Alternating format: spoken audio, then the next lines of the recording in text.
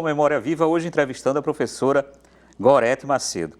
Gorete, no final do primeiro bloco, a gente estava conversando sobre a sua ida para São Paulo para fazer o mestrado e eu queria que você resgatasse um pouco a sua pesquisa no mestrado, um mestrado exigente, de ponta lá na USP, e que teve um impacto tanto na sua carreira quanto posteriormente na formação de grupo de pesquisa aqui na UFRN. Fala um pouquinho sobre essa pesquisa no mestrado, o que foi o objeto e como ela impactou a sua trajetória, por favor. Isso. Essa pergunta é interessante porque eu posso... A área que a gente trabalha, ela se insere numa área da engenharia química que é muito nova. A engenharia química até a década de 40, ela era dividida nos processos orgânicos e inorgânicos. Na década de 40, com a demanda da produção de antibiótico em grande escala, foi necessário que se introduzisse um profissional que entendesse de variáveis de processo. E aí a engenharia química entra nesse cenário nos Estados Unidos com engenheiros que tinham migrado por causa da guerra, etc. E aí a Pfizer começa com uma equipe de engenheiros químicos, torna realidade a produção de penicilina em grande escala. E aí surge na engenharia química os processos bioquímicos.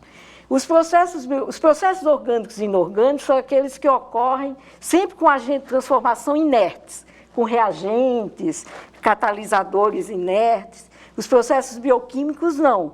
São aqueles que o produto, às vezes, é um produto do metabolismo de uma célula, que pode ser microbiana, pode ser animal, e isso pode demandar muitos gargalos de engenharia para fazer ampliação de escala desse processo, para operar esse processo em reatores de grande escala e para purificar esse produto. E daí, no Brasil, a engenharia bioquímica, no meados da década de 70, ela começa embrionariamente na Federal do Rio e na USP, por causa da vocação ao sucroalcooleira do Brasil. Então, as usinas de álcool do estado de São Paulo, as usinas de álcool ali da região de Campos, levam essa demanda para as universidades, formar pessoal com esse perfil. E aqui no Nordeste, o Departamento de Antibióticos em Pernambuco é um ator importante nessa história, porque tinha um professor especialista em leveduras. Levedura é o micro-organismo que produz o etanol, produz o álcool, né? E ele trabalhava com isolamento, preservação de levedura. E ele começou a isolar e identificar leveduras, que a gente chama na linguagem da gente, com potentes, competentes e com estabilidade, resistentes para produzir etanol. Então, aí tem esses três polos no Brasil: o USP, Federal do Rio e Pernambuco, mais com a parte básica do que a gente chama do biocatalisador, da levedura. E aí, quando eu chego em São Paulo para fazer o mestrado, é a época do pró-álcool, né? Essa questão, que com erros ou acertos, mas foi um programa importante para a engenharia bioquímica no Brasil. E quando eu fui fazer... Importante para o país. Para o país também. A questão da energia limpa. Da energia limpa, exatamente. E o impulsionador de pesquisa, Impulsionador de pesquisa. Quando fui fazer o mestrado, era dentro desse programa do pró-álcool e estava começando os primeiros estudos para produzir etanol, não só mais de cana, mas também de materiais amiláceos, de mandioca. E então a minha dissertação de mestrado, a cadeia de produção de etanol passou a ter muitos problemas em aberto. E para a produção de etanol de amiláceos era necessário produzir enzimas, que é um insumo utilizado na cadeia de produção de amiláceos e muito caro. Então a Novos Aires começou a estimular o IPT, a USP, a estudar a produção de enzimas. E o meu mestrado, então, o tema que me foi colocado, o meu orientador era o professor Vilibaldo Schmidl Neto, que é o pai da minha geração de engenharia bioquímica. Anterior a ele tem o professor Walter Borzani, mas ele é o pai da minha geração. E ele, na verdade, o meu trabalho era produzir enzimas amilolíticas em resíduo de raspa de farinha de mandioca. E para mim era uma coisa encantadora, porque eu desde então sempre tive muita atração por resíduos agroindustriais, meio ambiente, e que nos pauta até hoje. Tem uma coisa que eu, não atrapalhando, mas e aqui eu queria incluir o Everaldo, que é o seguinte: você fez um certo resgate histórico da engenharia química e da importância da engenharia bioquímica, e quando você começa a falar, a gente percebe como parece que você está apresentando uma plataforma multidisciplinar, né? É isso mesmo, Everaldo? É isso. A engenharia bioquímica, ela trabalha todas as áreas da engenharia química, né? Toda a parte de fenômenos de transportes, a aplicação, operações unitárias, da parte de produção, a parte de recuperação. Então, tudo está dentro do... Você pega uma usina de açúcar, você encontra tudo. Açúcar e álcool, você encontra... E a biologia. E a interface da biologia e a bioquímica. Eu fico imaginando também que esse pesquisador ele tem que incorporar aportes advindos de campos disciplinares bem... Com certeza. Às vezes, um tanto quanto distantes pareceria como biologia. Exatamente, exatamente. Hoje, um dos pilares da engenharia química sempre foi matemática, física. Agora, a biologia está lá como um pilar importante na área. E você termina, então, esse mestrado, e aí, como já era professora da universidade... Volta para a universidade, volta para a UFRN. Nesse momento, Ivanildo já era diretor do centro, nesse momento? Não. Vem já a direção. Eu sei que foi um momento importante na sua carreira. E começa toda a história da pesquisa, etc. Né? Então, em 82 eu volto, Ivanildo já estava aqui. E os anos 80, para a nossa geração, tem um significado muito importante. Não foi uma década perdida, Não como foi dizem. uma década perdida. Então, a gente volta para cá, é a efervescência do movimento docente no Brasil inteiro, com várias pautas, com democratização da universidade, com escolha de dirigentes, com condições de trabalho, pautas importantíssimas. Com o retorno de um grande número de professores que na década de 70 e início de 80... foi enviado para fazer mestrado e doutorado. Aí eu lembro a administração Domingos Gomes de Lima, que teve um certo momento, só fazendo um parênteses. Mas é importantíssimo. A universidade chegou a ter 600 professores fazendo mestrado ou doutorado afastado. Era um início, quer dizer, naquele período ninguém tinha mestrado, doutorado, estava-se começando a incentivar fortemente esse nível de formação. Então, quer dizer, você tinha 600 pessoas afastadas. Uma coisa fazendo fantástica, né? E esses resultados, essas pessoas começam a voltar na década de 80. Isso. E aí isso impacta enormemente a construção da universidade. A vida universitária.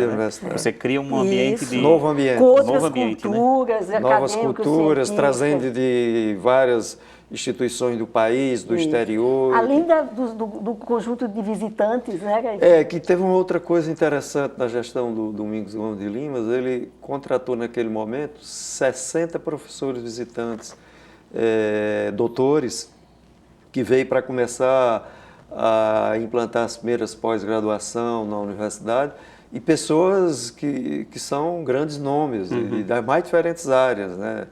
Por exemplo, o Carlos Eduardo Lins da Folha, de São Paulo. Exatamente. Mas nas áreas das engenharia, da matemática, nomes Martin muito Tigel, interessantes. que é um nome importante, grandes nomes como Anchieta e outros.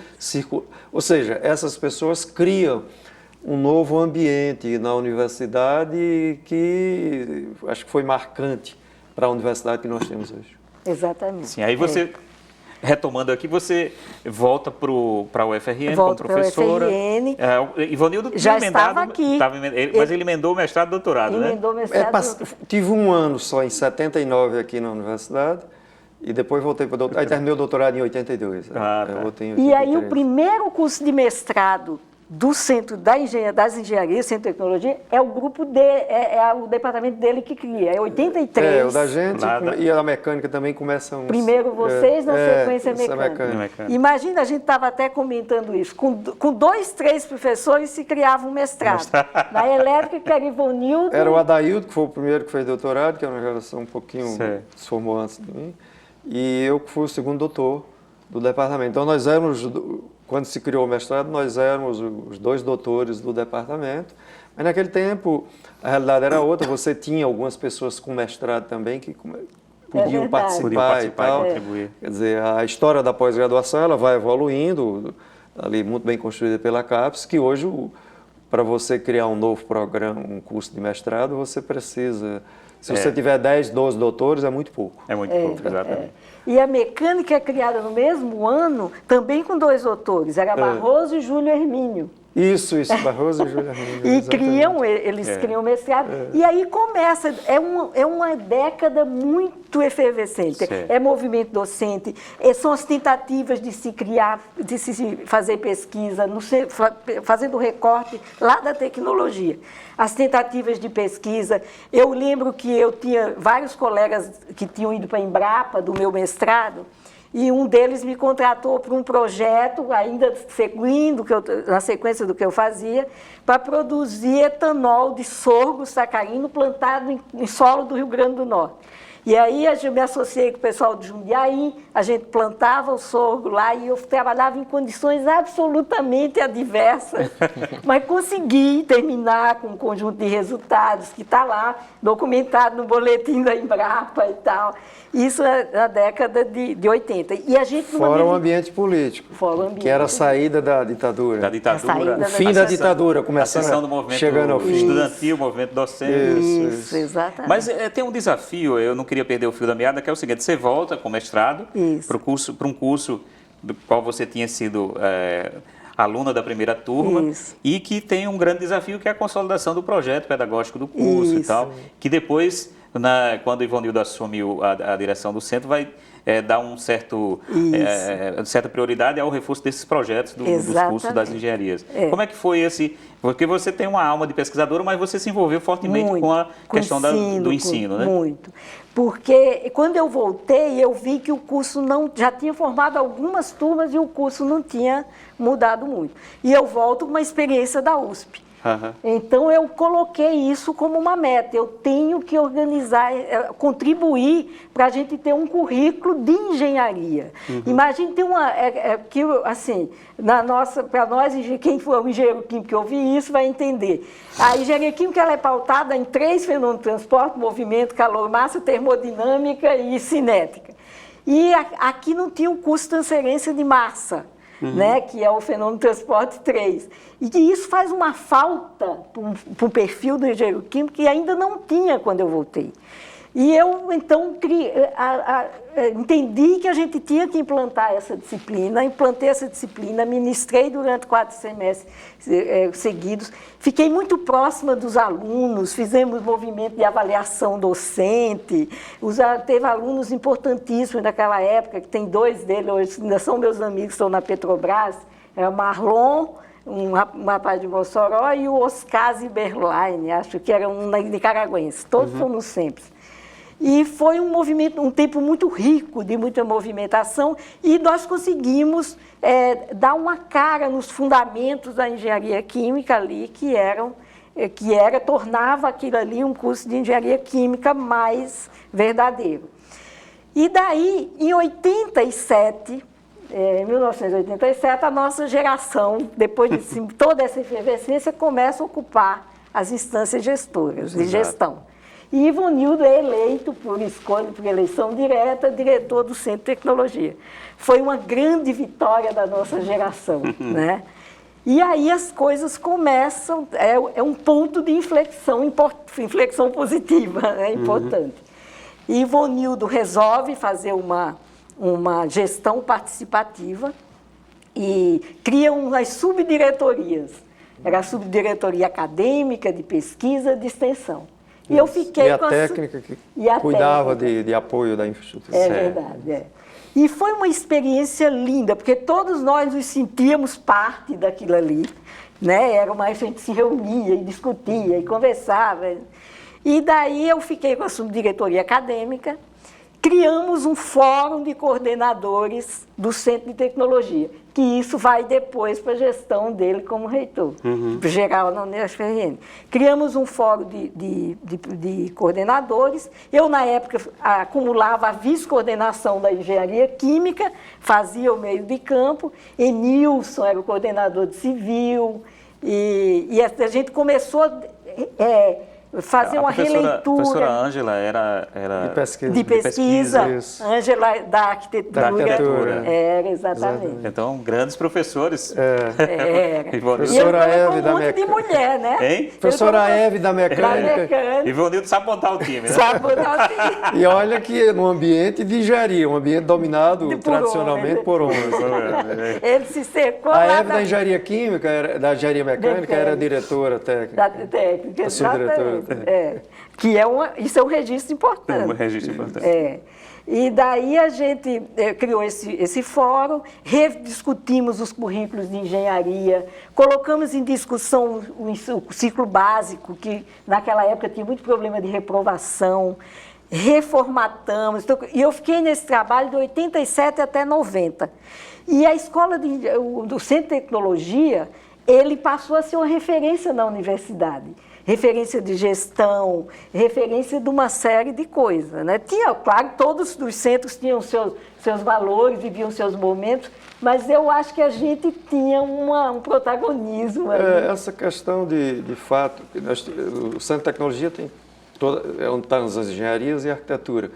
E cada um cuidava da sua coisa. Só que as engenharias, eles têm 2 anos de coisas comuns, de básico. Então, eles têm problemas muito comuns. E a subdiretoria fez esse trabalho de aglutinar os diferentes cursos e construir uma pauta no sentido de avançar na qualidade desses cursos. Exatamente. E nesse sentido de graduação, a professora Gorete também participou dos ENBECs, né? Eu acho que os encontros de ensino de engenharia química. Talvez ela possa falar da experiência dela. É que a engenharia química, ela tem isso. Ela é a única engenharia no Brasil que tem um fórum de discussão de ensino, que é ENBEC. É Encontro Brasileiro de Ensino de Engenharia Química, que eu participo desde o final da década de 80, nesse período. O primeiro houve em 81, ficou um tempo, o professor Saúl da Unicamp, quem criou. Ficou um tempo sem acontecer, voltou a acontecer no final da década de 80 e eu me envolvi muito. E ainda hoje ocorre isso? Ocorre. A cada 2 anos. E é uma coisa que traz gente do mundo inteiro. Inclusive, a engenharia bioquímica hoje no Brasil, ela tem também uma consolidação dentro dos currículos, porque no ENBEC, acho de 2007, quando o MIT falou para o mundo que o século XXI era o século de bio e nano, as engenharias químicas do mundo inteiro passaram a se preocupar com isso. E veio o cara do MIT para mostrar a experiência do MIT e aí entrou nas diretrizes curriculares da engenharia química, a área de engenharia bioquímica. E esse ENBEC, de fato, é isso. Ele hoje, o engenheiro químico formado aqui, em Porto Alegre, em Belém, ele tem o mesmo perfil. E isso é um legado desse fórum, desse Encontro Brasileiro de Ensino de Engenharia Química. Uma experiência que poucas áreas têm, né? Poucas áreas têm. É muito rica, a gente tem muita, nós somos... eu agora acabei de aposentar, mas a gente se dizia, os embequianos históricos, temos um orgulho tremendo dessa experiência, porque é um espaço da de engenharia química. Sobre a formação. Eu acho que é fantástico, que bom que outras áreas também tivessem isso. Né? Só para concluir, porque a gente está quase chegando no final desse segundo bloco, tem algo também desse momento, que é o momento que o professor Ivonildo está lá na direção do centro, que é o início também de um processo de avaliação, né? Uma avaliação da docência. Que é uma coisa que é inovadora e que depois a UFRN vai incorporar, né? Incorpora para toda a universidade. Então, todas essas coisas saem dali. Sai o fórum de coordenadores, a avaliação docente que a gente fez lá no Centro de Tecnologia. Começou na engenharia química e na subdiretoria acadêmica a gente jogou isso para as outras engenharias. Imagino que não tenha sido um processo sem tensões. Não, né? Muita tensão. Muita tensão, porque, na realidade, aquele período, a universidade como um todo, você tinha problemas muito na área docente, de falta, ou seja, Cumprimento cumprimento de metas de trabalho e tudo mais. E aí nós organizamos essa avaliação lá, que acompanhava desde a frequência do professor, a distribuição de carga horária e tudo mais. No final de cada semestre, uma comissão ali avaliava. Para aquele momento, a gente chegou quer dizer, a levar a admissão de professores nesse processo, que era uma coisa de ajuste muito importante. Falando essa coisa hoje, parece... Para muita gente pode parecer estranho, mas a universidade tem a sua história. Acho que uma das coisas que o Gorete tem feito interessante aqui é mostrando, sob a ótica do lado das engenharias, que é um dos elementos, um dos centros importantes que compõem a universidade, como eram as coisas em cada um desses momentos e como são hoje, né? Então, tanto a questão dos coordenadores, que a gente criou o Fórum de Coordenadores, na primeira gestão lá com Marta Pernambuco, nossa saudosa Marta Pernambuco, como esse processo de avaliação docência terminei levando para a reitoria, o Centro de Ciências Exatas, também no momento que a gente começou a fazer no CT, eles foram incorporados também, e a gente levou para a reitoria e hoje é um processo regulado dentro da universidade, está dentro dos sistemas de informação da universidade e tal. Mas isso tem uma história e muito tensionamento, inclusive esse processo que foi basicamente o primeiro implantado na universidade, então, porque, ou seja, tirou as pessoas da zona de conforto. E fazíamos, inclusive, avaliação das disciplinas. Isso. Que os alunos também, com representantes de alunos e tal. E aí tem essa experiência da subdiretoria acadêmica. Eu me afasto para o doutorado em 91, a professora Valéria Cruz assume a subdiretoria acadêmica, e é interessante que ela fecha essa experiência do CT, e quando começa a primeira gestão de Ivonildo na reitoria, ela vai trabalhar com Ivonildo e leva muito dessa experiência. Vai trabalhar na pró-reitoria de graduação como diretora do DAI. Né, do DAI. Nós vamos fazer um pequeno intervalo, vamos voltar, e quando voltarmos, vamos conversar sobre o doutorado, Renorbio e a consolidação, CTPetro e a consolidação da pós-graduação na engenharia química, e aí o Everaldo vai nos contribuir com o resgate dessa história. Mas é um rápido intervalo e a gente já volta com Memória Viva, hoje entrevistando a professora Gorete Macedo.